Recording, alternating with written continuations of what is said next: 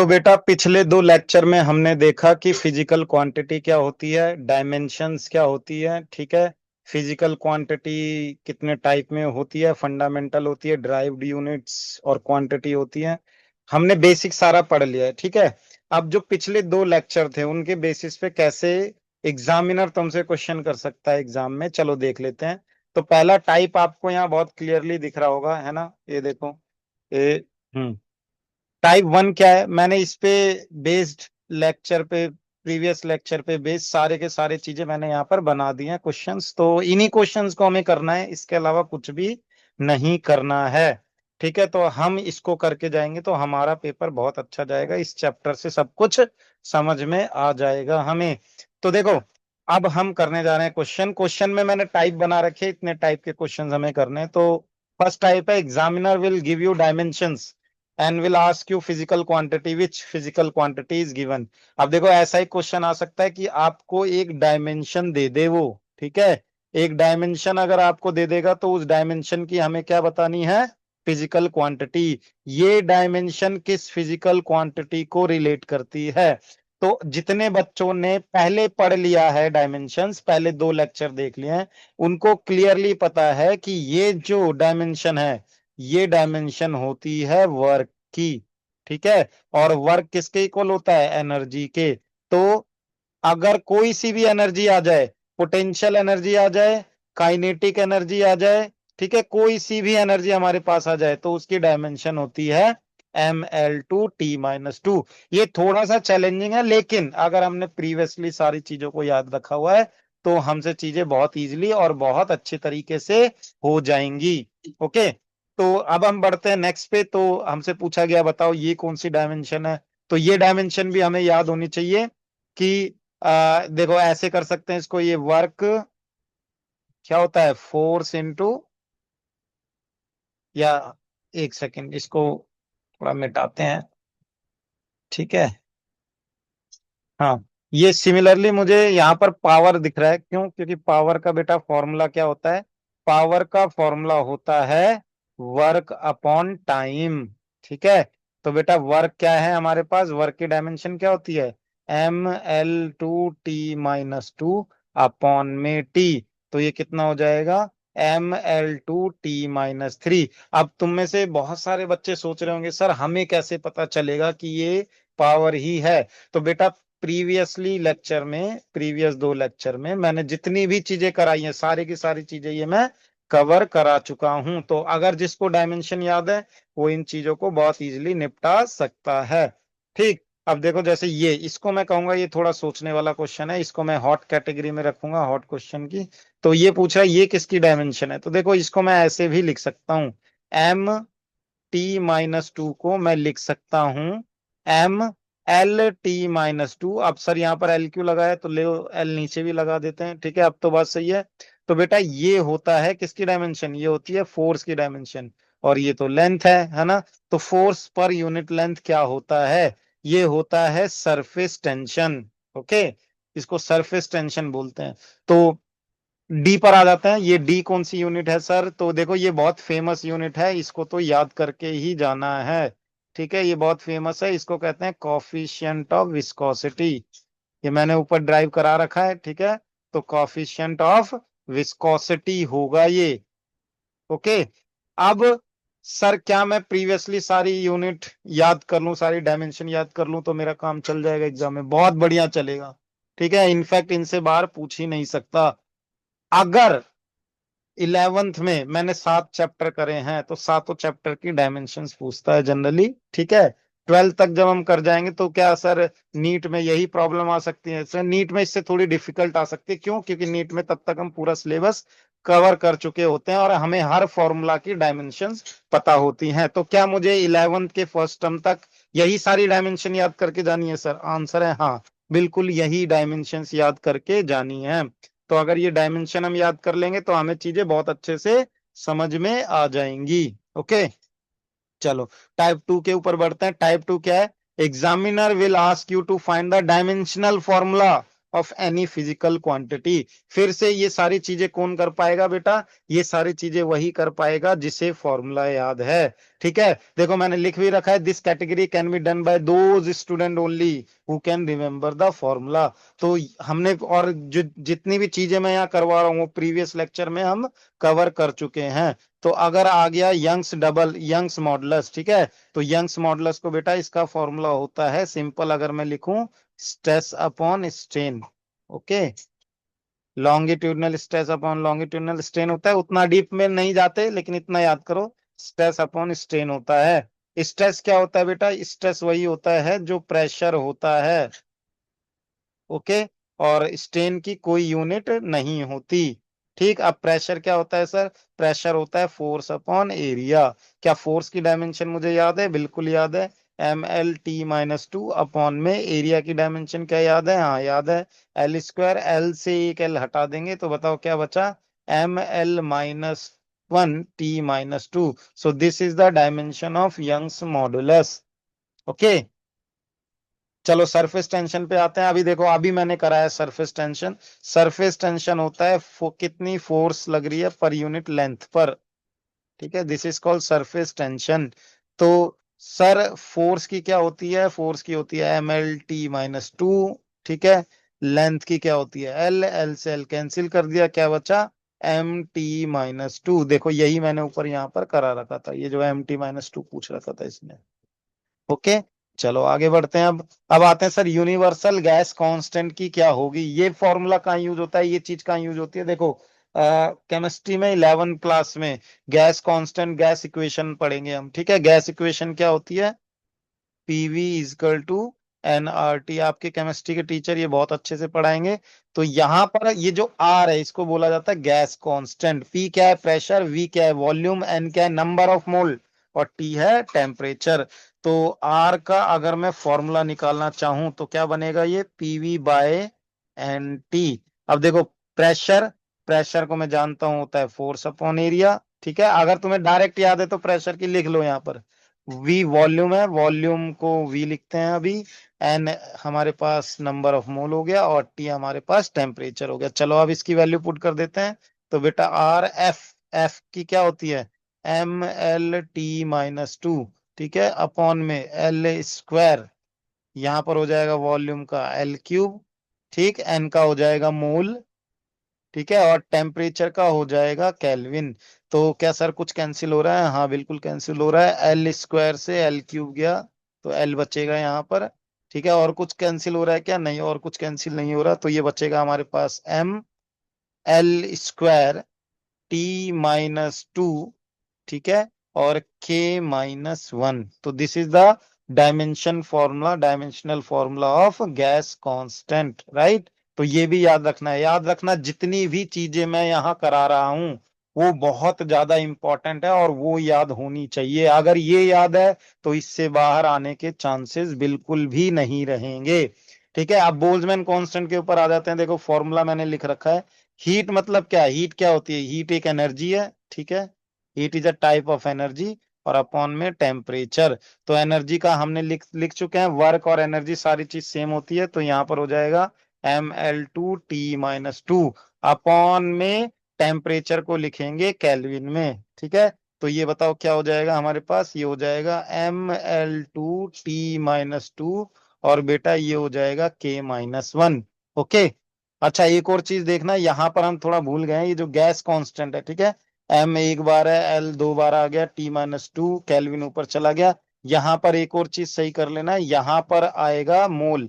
मोल भी तो लिखा हुआ है, तो हम मोल लिखना भूल गए थे, तो यहाँ पर ये वाला जो मोल है ये हम ऊपर ले जाके क्या लिखेंगे, पर मोल। तो बेटा ये होगा इसका आंसर। ओके, चलो आगे बढ़ते हैं। नाउ किस टाइप का क्वेश्चन आ सकता है, तीसरे टाइप का किस टाइप में बना सकता है वो, तो examiner will change fundamental units and will ask you to find the dimension. ये one of the challenging category है, अगर मैं एग्जामिनर होऊंगा तो मैं इसमें से सेट करूंगा। ठीक है, ये कैटेगरी में सेट करूंगा ताकि बच्चों को डिफिकल्टी आए। अब देखो डिफिकल्टी तो कुछ नहीं है, डिफिकल्टी बहुत इजीली हैंडल हो सकती है, बस हमें तरीका पता होना चाहिए, है ना। अब जैसे हमें पता है कि फंडामेंटल क्वांटिटी 7 होती हैं, अब वो कहेगा मान लो वो फंडामेंटल क्वांटिटी नहीं है वहां पर, और फंडामेंटल क्वांटिटी मैंने किसको माना है, वेलोसिटी को, टाइम को और फोर्स को। तब मुझे बताना है क्या डायमेंशन होगी मास की। तो बेटा इसको सॉल्व करने के दो तरीके हैं, मैं पहले तरीके से कराता हूँ और दूसरे तरीके से कराता हूँ। दूसरा तरीका मेरा ज्यादा फेवरेट है क्योंकि इसमें हमें सोचना नहीं पड़ता। ठीक, इसमें हमें सोचना पड़ता है। तो सबसे पहले अगर मैं फर्स्ट कैटेगरी का करूंगा, इसमें फर्स्ट टाइप का सॉल्यूशन करूंगा, तो मुझे इन सबको रिलेट करता हुआ एक फॉर्मूला ढूंढना पड़ेगा। ठीक है, जिसमें वेलोसिटी हो, टाइम हो, फोर्स हो, मास हो। ठीक, तो बेटा यहाँ पर फोर्स का फॉर्मूला हमें पता होता है। फोर्स का फॉर्मूला क्या होता है? Mass into acceleration. राइट, क्या होता है? Mass into acceleration. तो बेटा मास को की डायमेंशन तो हमें निकालनी है, तो इसको हम एम लिखेंगे। एक्सिलरेशन क्या होता है? एक्सिलरेशन होता है वेलोसिटी अपॉन में टाइम। राइट, ये हो गया हमारे पास फोर्स। तो क्या मैं यहां से मास का फॉर्मूला लिख सकता हूं?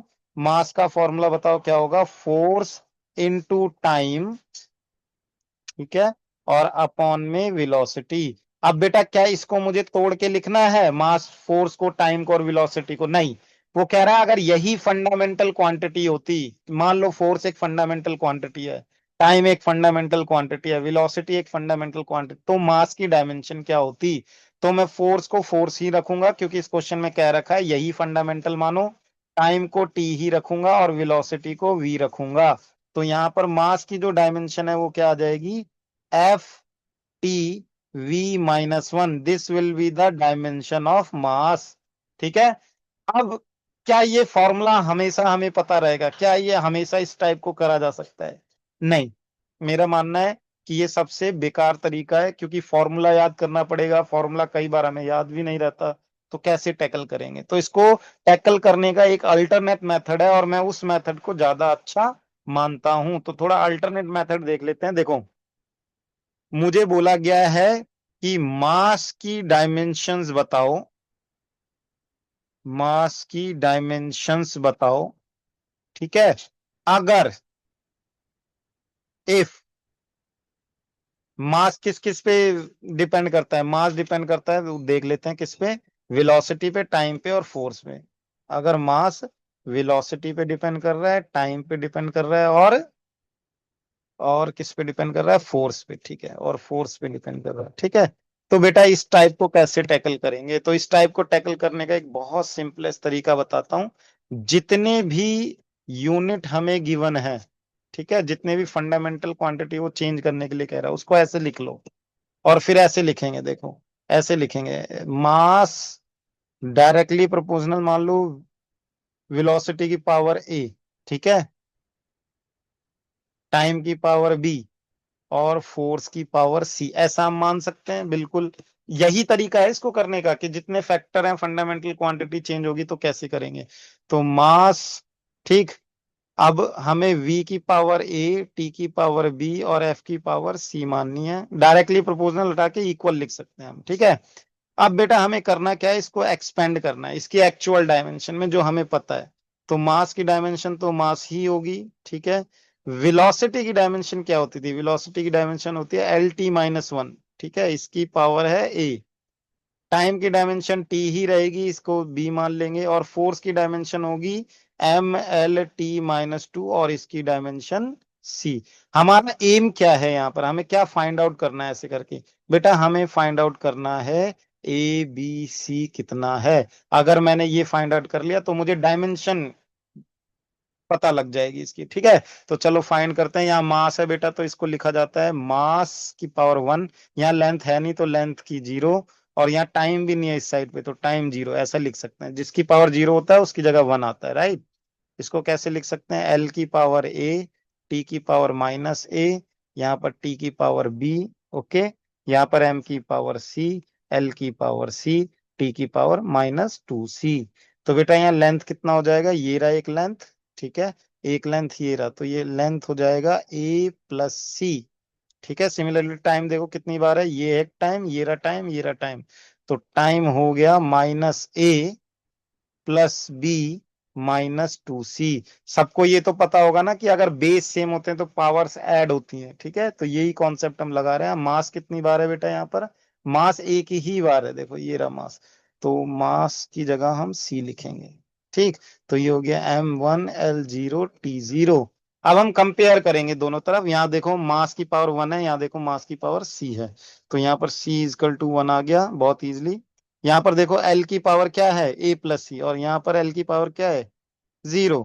तो बेटा ये हो जाएगा हमारा a plus C equal to 0, यानी कि जो a होगा वो माइनस सी के इक्वल है। माइनस सी हमारा 1 है, तो ये -1 हो गया। देखो a भी पता लग गया है ना। अब हम आते हैं किस पे, टाइम की पावर को कंपेयर कर लेते हैं। तो -a+b-2c किसके इक्वल होगा, यहाँ पर टाइम है 0, तो -a हमारे पास है -1, प्लस b हमारे पास निकालना है हमें, -2c हमारे पास है 1। Okay, equal to 0।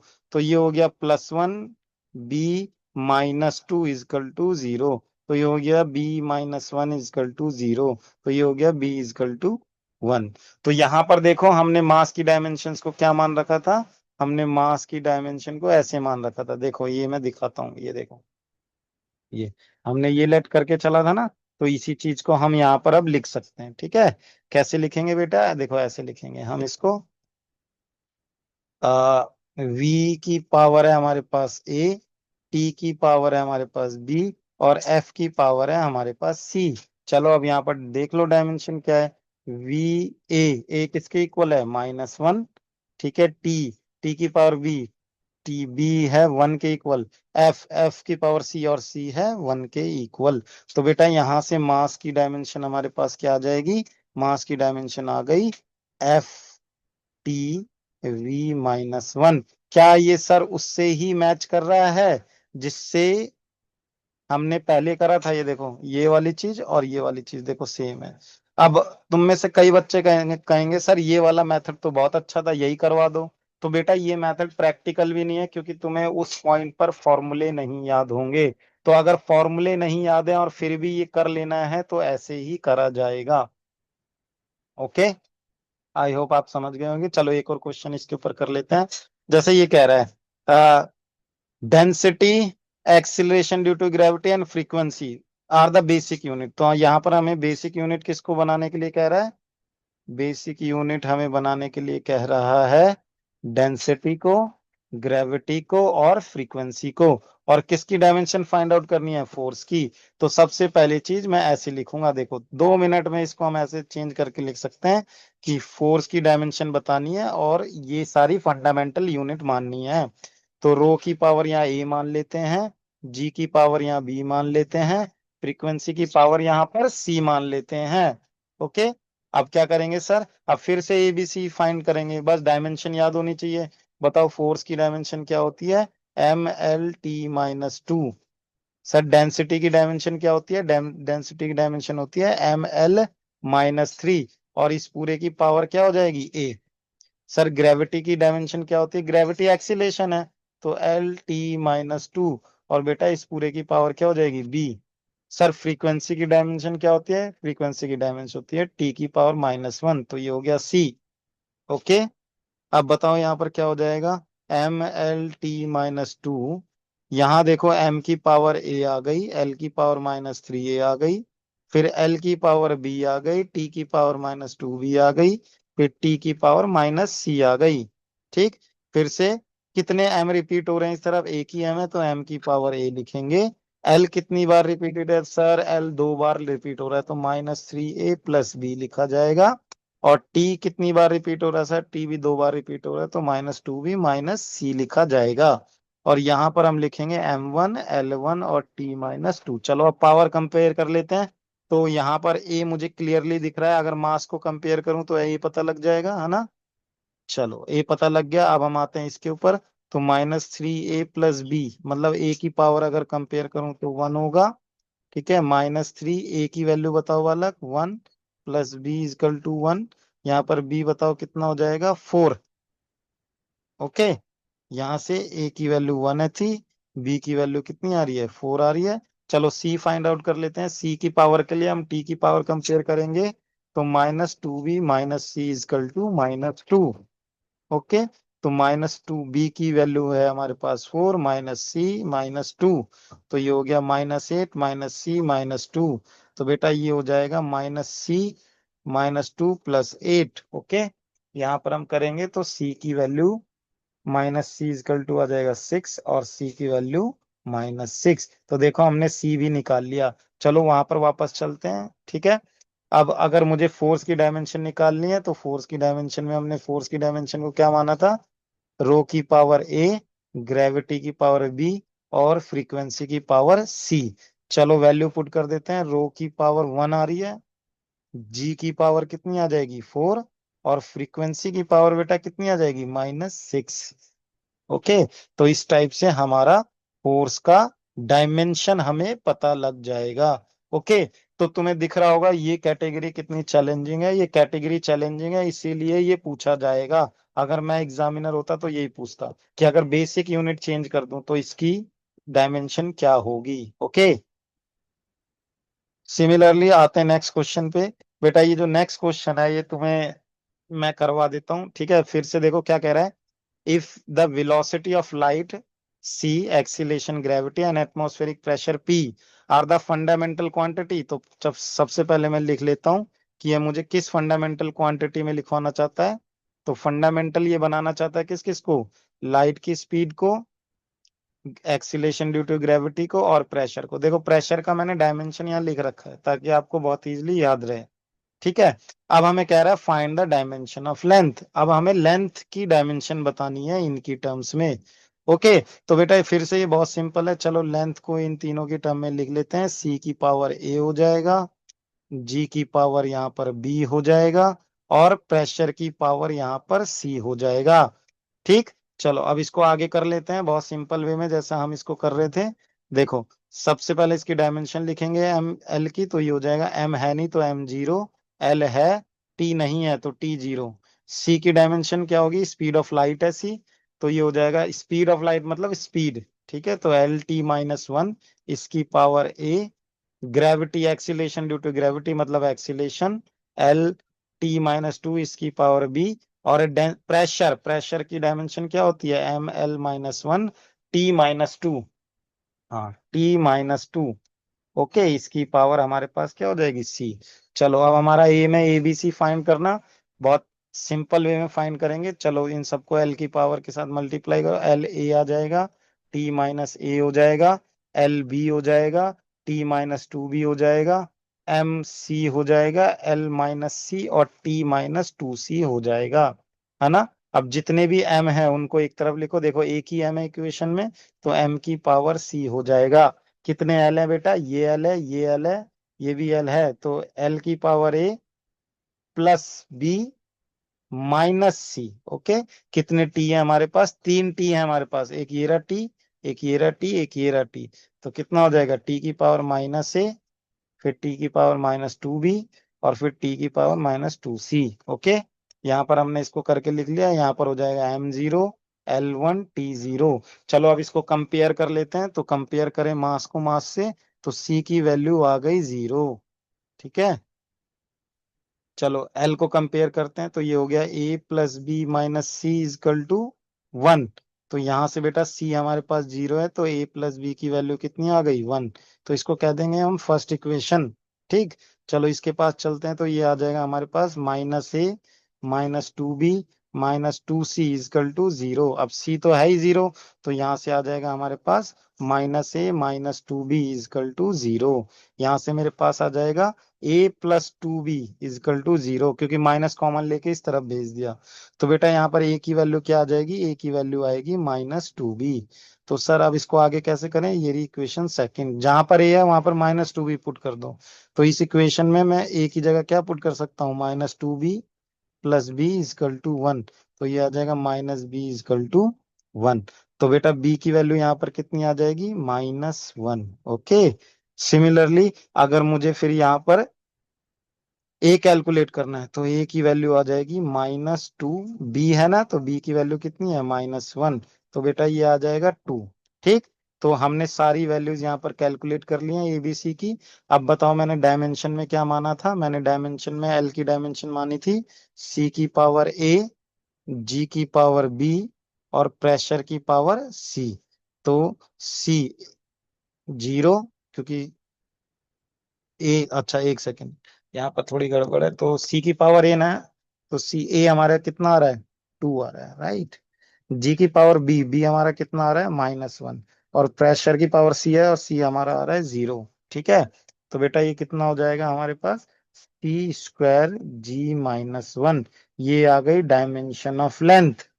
ओके, तो ये बहुत इंपॉर्टेंट कैटेगरी है और एग्जाम में पूछने लायक है। अगर मैं एग्जामिनर होऊंगा और एक टफ पेपर सेट करूंगा तुम्हारे लिए, तो इसी में से सारा बनाऊंगा। ठीक है, अब बेटा कुछ मैंने आईआईटी का क्वेश्चन यहाँ पर दिया है, तो जितने बच्चे अगर कर सकते हैं तो इसको बिल्कुल अटेम्प्ट करेंगे। ठीक है, इसको अटेम्प्ट करना है बहुत अच्छे से। तो देखो मैं समझा देता हूँ क्वेश्चन क्या कह रहा है। वो कह रहा है इफ द वेलोसिटी, मतलब फंडामेंटल यूनिट वो हमारे पास क्या दे रहा है, यूनिट हमारे पास सी है, जी है, और प्लैंक्स कांस्टेंट है। अब कह रहा है find the dimension of mass, mass की डायमेंशन फाइंड करो। आई होप अगर आपको ऊपर वाली सारी चीजें आ गई हैं तो जेई का ये भी क्वेश्चन बहुत इजीली हो जाना चाहिए, जेई एडवांस का। ओके, हर किसी चीज के लिए बताना है, फिर तो आपको बताना है अगर यही बेसिक क्वांटिटी रहेंगी तो लेंथ की क्या डायमेंशन होगी। फिर आपको बताना है अगर यही बेसिक क्वांटिटी रहेंगी तो बेटा टी की क्या डायमेंशन रहेगी। ये सारी चीज हमें इसमें बतानी है। इन सब का आंसर मैं लिख चुका हूं, ये देखो ये जो मैंने लिख रखा है ये सारे आंसर्स हैं। ओके, तो बिल्कुल एक एक तरीके से करके हम इसको चेक कर सकते हैं। तो आई होप आपको ये चीजें बहुत अच्छे से समझ में आ गई होंगी। ठीक, अब हमारा सारा डायमेंशन खत्म हो चुका है, अब हम एप्लीकेशन ऑफ डायमेंशन करेंगे। अभी तक जो भी हमने पढ़ लिया है इसका क्या यूज है, इसका यूज हम कैसे अपनी फिजिक्स सुधारने में कर सकते हैं। ठीक है, या कैसे इससे दूसरी चीजें जान सकते हैं, जो अभी तक पढ़ा है वो हम अब अप्लाई करना सीखेंगे, जो कि नेक्स्ट लेक्चर में स्टार्ट करेंगे। ठीक है, तो आई होप इन तीनों लेक्चर को, जो कि बहुत बेसिक है यूनिट एंड डायमेंशन का, आपको बहुत अच्छे से आनी चाहिए। जिस भी बच्चे को ये आ जाएगी उसके लिए आगे के लेक्चर बहुत ही सिंपल होने वाले हैं। ओके, तो अब हम मिलेंगे एप्लीकेशन ऑफ डायमेंशंस में। ठीक, इसके बाद कोई और क्वेश्चंस तो मैंने नहीं दिया। हाँ, टाइप 4 में एक क्वेश्चन है। ठीक है, टाइप 4 का भी एक क्वेश्चन देख लेते हैं। अब देखो ये भी आपको ही करना है, देखा जाए तो बहुत सिंपल है। ठीक, यहाँ पर देखो हमसे पूछ रहा है टाइप 4 में क्या पूछेगा, वो एक फॉर्मूला दे देगा और एक उस फॉर्मूले में एक कांस्टेंट होगा। ठीक है, तो उस कांस्टेंट की डायमेंशन हमें बतानी है, जैसे कि ये फॉर्मूला है। एनसीईआरटी प्रॉब्लम है बेटा, बहुत सही है, ये हमें आनी चाहिए। तो ऐसे करके हमें एक दे देगा फॉर्मूला, मुझे पूछेगा डी की डायमेंशन बताओ, ये सारी चीज मुझे दे देगा। देखो तो एन यहाँ पर क्या हो जाएगा बताओ, एन है number of particle pass per unit area per unit time. तो अगर मैं एन की डायमेंशन मान लूं, ठीक है, एन की डायमेंशन क्या होगी, मान लो 50 particle per unit area per unit time pass होते हैं। ठीक, तो इसकी डायमेंशन क्या होगी बेटा, 50 तो एक नंबर है छोड़ देंगे, एरिया की डायमेंशन क्या होगी, L² और टाइम की डायमेंशन टी। तो यहां पर जो n की डायमेंशन है वो होगी L-2 T-1। तो मैंने इसकी डायमेंशन बता दी। सिमिलरली कह रहा है N2 - N1 क्या है, number of particle per unit volume.